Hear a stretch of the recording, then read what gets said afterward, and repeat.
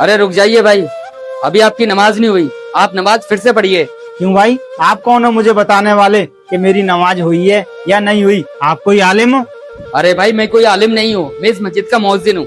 मैंने देखा आपने नमाज गलत पढ़ी है, इसलिए मैंने आपको बता दिया। तुम होते कौन हो मुझे बताने वाले? जाओ अपने काम से काम रखो। मुअज्जिन हो, मुअज्जिन की तरह रहो, आलिम बनने की कोशिश मत करो। अरे भाई मेरी बात तो सुनो।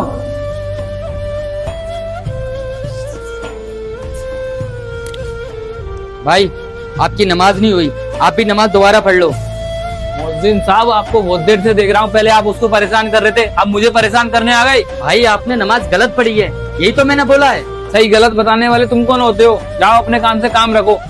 अरे भाई मेरी बात तो सुन लीजिए। भाई तुम्हें कुछ पता है?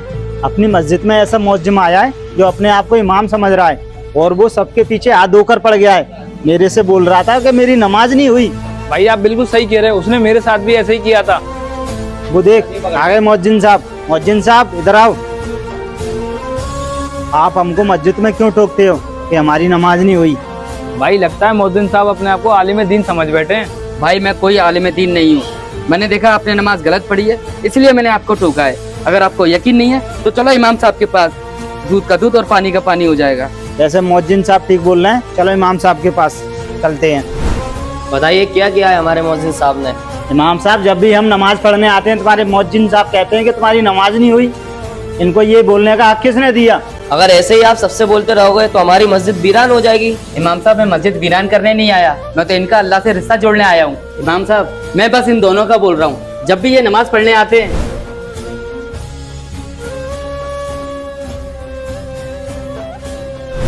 इमाम साहब और ये इतनी जल्दी नमाज पढ़ते हैं जैसे कि इनकी कोई गाड़ी निकली जा रही है। अगर ऐसी बात है, मुअज्जिन साहब ने जो कुछ भी किया है वो ठीक है।